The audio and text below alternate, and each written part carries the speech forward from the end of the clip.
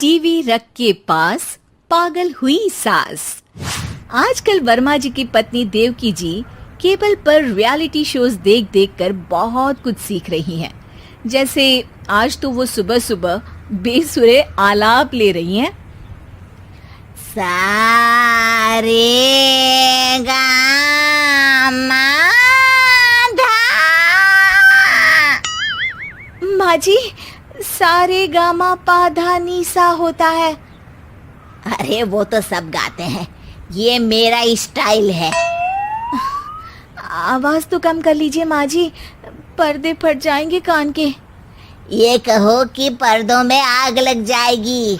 देखना, मेरी आवाज सुन के जज आग लगा देगी, आग लगा देगी, तू तो आग लगा देगी, ऐसा बोलेंगे। सरिता वहां से परेशान होकर चली जाती है और सास रियाज जारी रखती है। सारे गाओ, सारे नाचो। तभी बाबूजी दुकान से लौटते हैं। अरे देवकी, क्यों तानसेन बनी हुई है? कान से खून निकालोगी क्या? अरे क्या हुआ, रियाज तो करने दो मुझे। इसको रियाज बोलते हैं? ऐसा लग रहा है जैसे घोड़े हिना रहा है। घोड़े पे बैठ के ही बम्बई जाऊंगी मैं तो, जब जज साहब कहेंगे कि देवकी तुम मुंबई आ रही हो। जज साहब, वो अदालत वाले? अरे नहीं नहीं, बड़े लोग हैं, आप नहीं जानते हैं। ओ मैं तो छोड़ चली अपना ये देश, बम्बई मुझे प्यारा लगे। गाना गाती हुई देवकी चली जाती है और बाबूजी अपनी सरफिरी पत्नी के इस संगीत प्रेम की चर्चा करने बहू के पास चले जाते हैं। अरे सरिता बेटा, सुनो तो, ये तेरी सास को क्या हुआ है बेटा? सुबह तो अच्छा भला छोड़कर गया था इसे। सिंगर बनेगी अब वो। सिंगिंग रियलिटी शो में जाने की सुबह से तैयारियां चल रही हैं इनकी।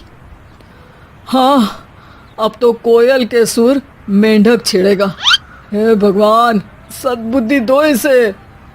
इधर बाबूजी भगवान को कहते हैं और उधर राधा रानी प्रकट हो जाती है, देवकी की मोहल्ले की सबसे पक्की दोस्त।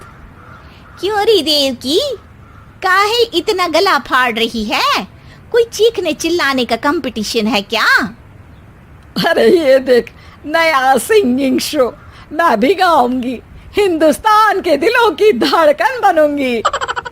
अरे इतना बेसुरा गा के दिलों की धड़कन नहीं, दिलों का अटैक बन जाएगी। इससे तो अच्छा है कि नाच ही ले। वैसे भी दिन भर मोहल्ले में नाचती तो रहती है तू, कभी इसके घर कभी उसके घर। देवकी को समझ में आ जाता है कि उसका गाना किसी को पसंद नहीं आ रहा। अगले दिन सरिता देखती है कि सास पैरों में घुंघरू बांध के नाच रही है। अरे माँ जी, क्या मंजुलिका बनी हुई है आज आप? अरे नाचने दे बहू, जब तक है जान जाने जहां मैं नाचूंगी। अरे माँ जी, अभी जान निकल जाएगी, इतनी जोर से नाचेंगी तो। अरे अरे, क्या कर रही हो? अरे दिख नहीं रहा, डांस कर रही हूँ। अरे जैसी तुम्हारी हरकत है, तुमको तो नागिन डांस करना चाहिए। वो भी करूंगी, भांगड़ा भी करूंगी, देखना जज मुझे देख के स्टैंडिंग ओवेशन देंगे।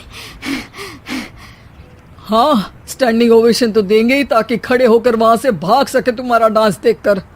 अरे कुछ ढंग की चीज करो, ये रोज क्या नया शुरू कर देती हो? सास को लगता है कि उसका डांस का सीन भी बिगड़ गया। अब वो टीवी देख के कोई और कलाकारी ढूंढने लगती है। तभी उसे टीवी पर खतरों के खतरनाक खिलाड़ी शो दिखता है, जिसमें लोग अलग अलग स्टंट करते हैं। बस देवकी को नया काम मिल जाता है। अगले दिन सुबह देवकी डंबल लेकर कसरत करने लगती है। माँ जी, ये क्या कर रहे हैं आप? अरे खरी जैसे बनकर खलबली मचा दूंगी। कल मैंने खतरों के खतरनाक खिलाड़ी देखा, और सोच लिया कि मुझे वही जाना है। हाँ बस। तभी वहाँ बाबूजी भी आ जाते हैं। अरे इतना भारी डंबल, अरे गिर मत जाना कहीं लेकर।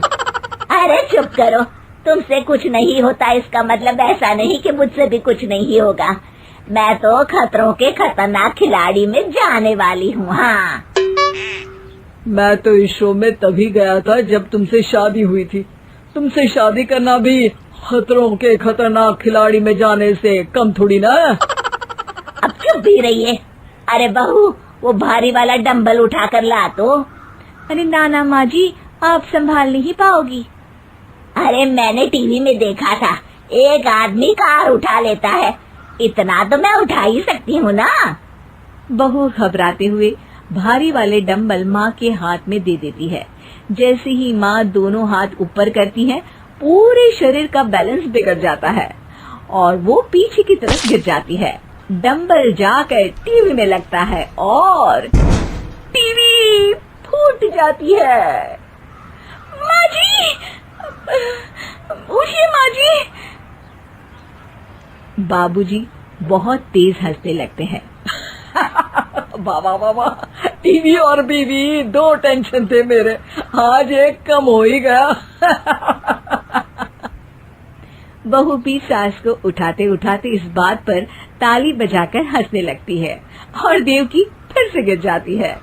और इस बार देवकी भी अपनी बेवकूफी पे हंसी रोक नहीं पाती।